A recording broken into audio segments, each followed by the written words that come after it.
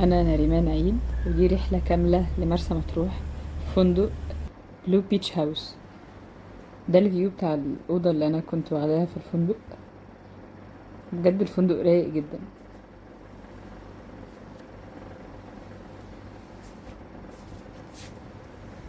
شكل السحاب مع البحر وقت الشروق كان جميل جدا بجد. الفندق سعر الليلة فيه ب2000 جنيه، بحد أقصى 3 أفراد. يعني ممكن 3 أفراد في الغرفة الواحدة أو في السويت. يعني هو يعني شكله عبارة عن سويت كده، بيكون فيه سريرين وكمان كنبة بتتفرد سرير وتويلت وبارتيشن كده للمطبخ. يعني هو مش مطبخ يعني بشكل واضح، ولكن يعني ترابيزة وكرسيين. ده شكل البحر. بحر فعلا رايق. ده الجزء بتاع الفندق.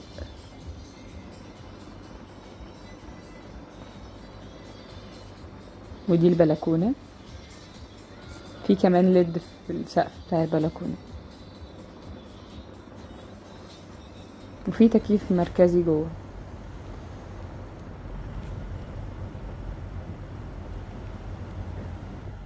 احلى حاجة ان الفندق ده كل الغرف اللي فيه سي فيو، وكمان الفندق حواليه كل الاماكن اللي ممكن تشتروا منها اي حاجة. الفندق ده كان في البوسيط، كان فيه جاد وفيه بلبن وفيه كمان اماكن بتبيع شاورما. بجد في كل حاجة، يعني في كل المحلات المشهورة في المكان ده. يعني مش بتمشوا اصلا، اللي هو اول ما تطلعوا من الفندق بتلاقوا كل الاماكن دي جنب بعض، صيدلية. وبجد كل الاسعار هناك بنفس اسعار القاهرة بالظبط، مفيش اي استغلال.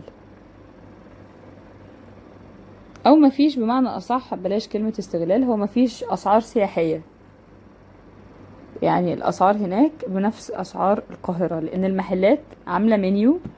يعني والمنيو بيكون كل حاجة موجودة فيه زي اللي موجودة في القاهرة. يعني مثلا جاد نفس اللي موجود في القاهرة اللي في وسط البلد مثلا وكده. هنا ده مكان اسمه كمونة، مطعم. المطعم ده بيقدم مندي وقعدات عربي كده. احنا هنا بعد ما خلصنا، يعني ملحقتش صور قبل.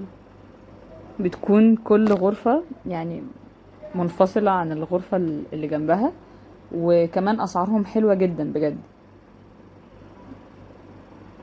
ممكن ارخص من حضرموت شيخ المندي شوية. وكل غرفة بيكون فيها تلفزيون، وبيكون فيها ستارة زي كده مقفولة. كمان في الدور اللي فوق في بقى قعدات عادية جدا، ترابيزة وكراسي. يعني لو حد مش مفضل القعدة اللي تحت، في ترابيزات وكراسي. المكان كان مميز جدا، الاكل بتاعهم نضيف، مفهوش اي طعم غريب او اي حاجة غريبة. وريحة المكان كمان كانت نضيفة جدا. كمان كان في اسانسير.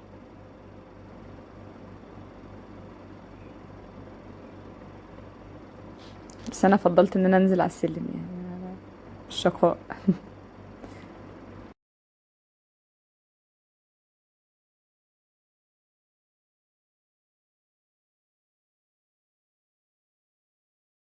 هسيبكم تتفرجوا على المكان وعلى القاعات اللي في المكان. بس المكان بجد كان مميز جدا وواسع، يعني هو مكان كبير. المكان فعلا مميز جدا. زي ما قلت الاسعار ما فيش عندهم خدمه وضريبه، ودي حاجه حلوه قوي. هما حاطين الاسعار شامله كل حاجه، مش هتدفعوا غيرها. يعني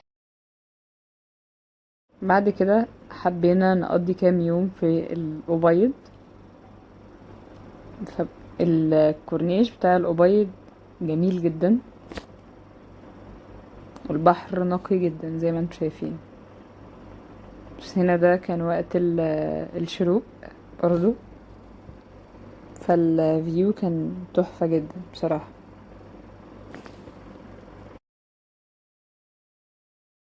الاكتيفيتيز اللي كانت موجودة في الأبيض كانت اكتر برضو شوية.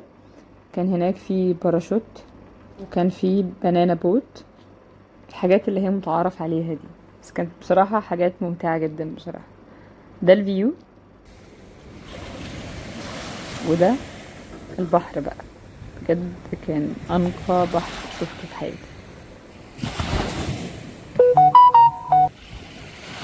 هسيبكم تستمتعوا بالجمال الرباني ده، وتستمتعوا بصوت البحر.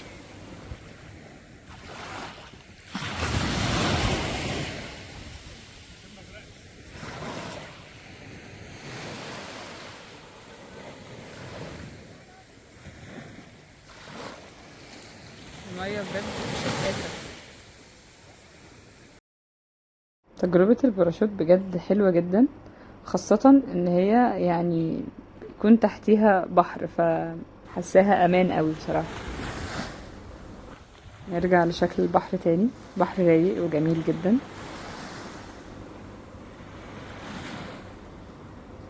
والرملة يعني ناعمة خالص غير رملة البحر الأحمر طبعا.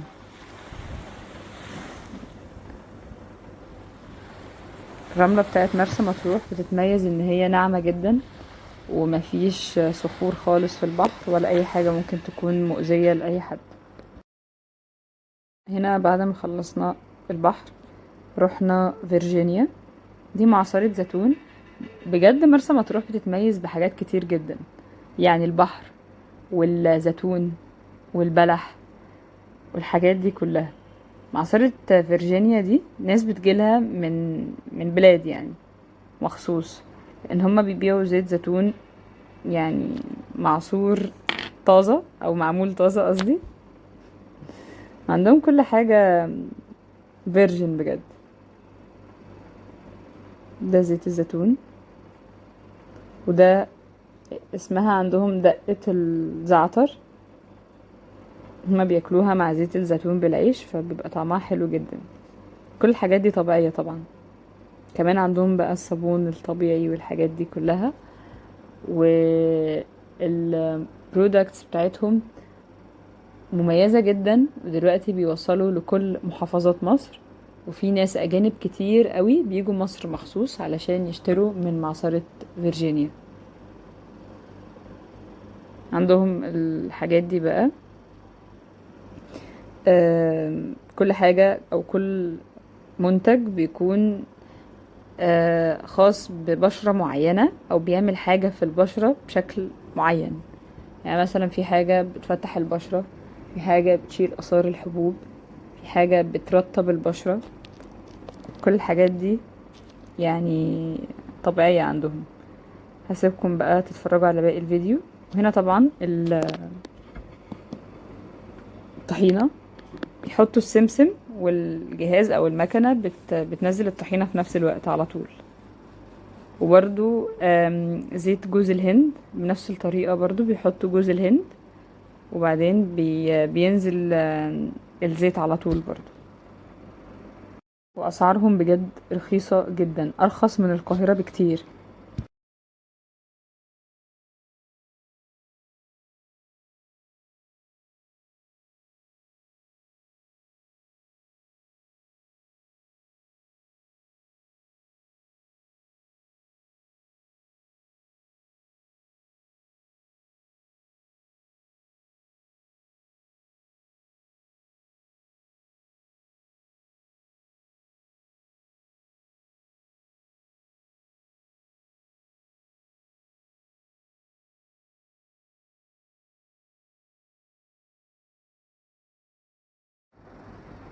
عندهم زي ما انتم شايفين احسن زيتون ممكن تدوقوه.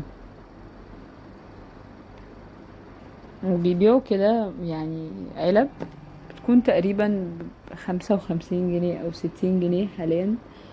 آه، بس طعمها تحفة جدا بصراحة، احلى زيتون دقته في حياتي يعني. مفيش منه في القاهرة خالص.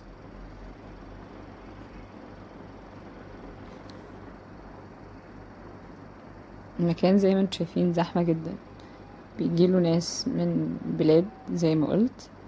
في ناس كمان بتيجي من السعودية ومن عمان والكويت عشان تيجي تدوق الزيتون. او المنتجات بتاعه فيرجينيا.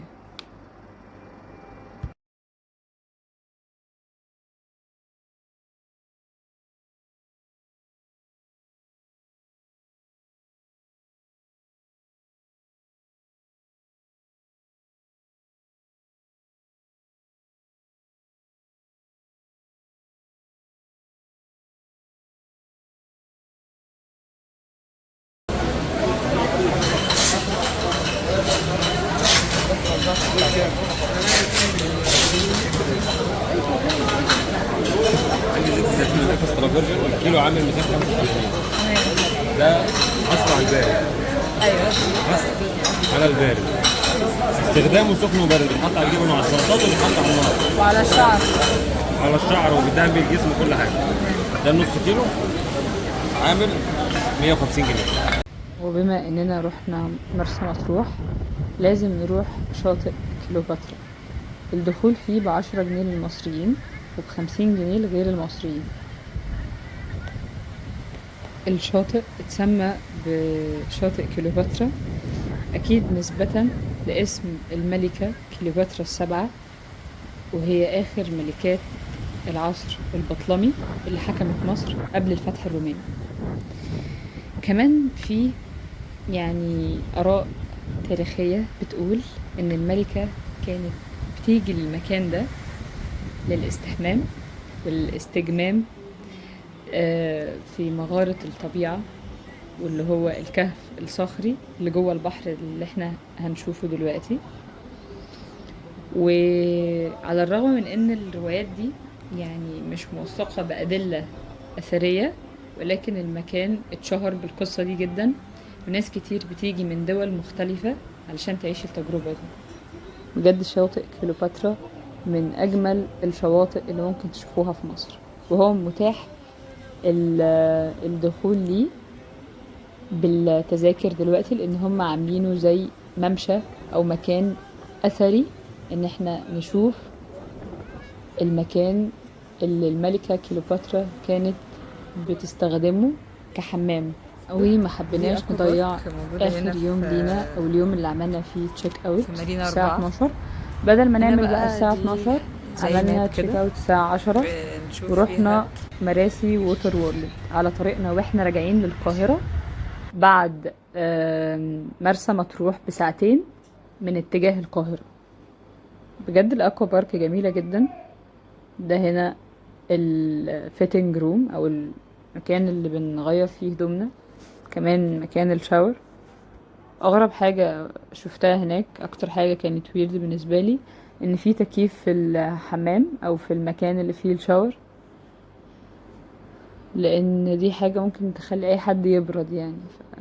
غريبة شوية، بس يعني حاجة كويسة عشان لو الجو حر او برد ممكن يخلوه برضو سخن، بس هو كان ساقع بصراحة. هنا اللوكرز، بحط البطاقة بتاعتي واللوكرز بتفتح، يعني بتفتح.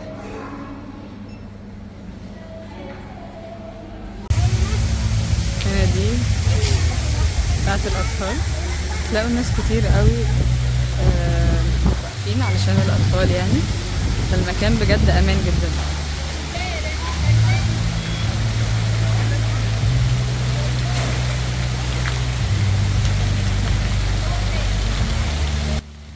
الأسعار في الأكوا بارك ب1250 للكبار، والأطفال ب1000 جنيه، ومن سن سنتين أكيد مش ملوش تيكت.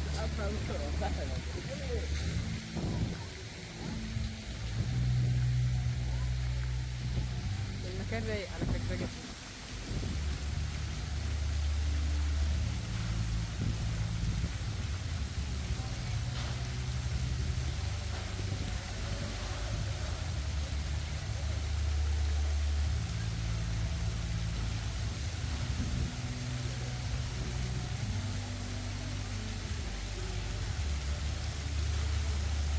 الألعاب بقى الكبيرة،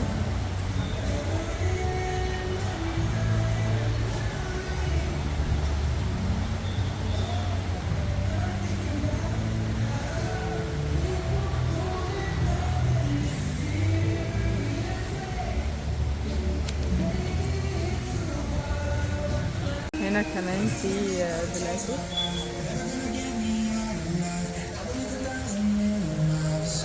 اكوا بارك هنا رايقة أوي.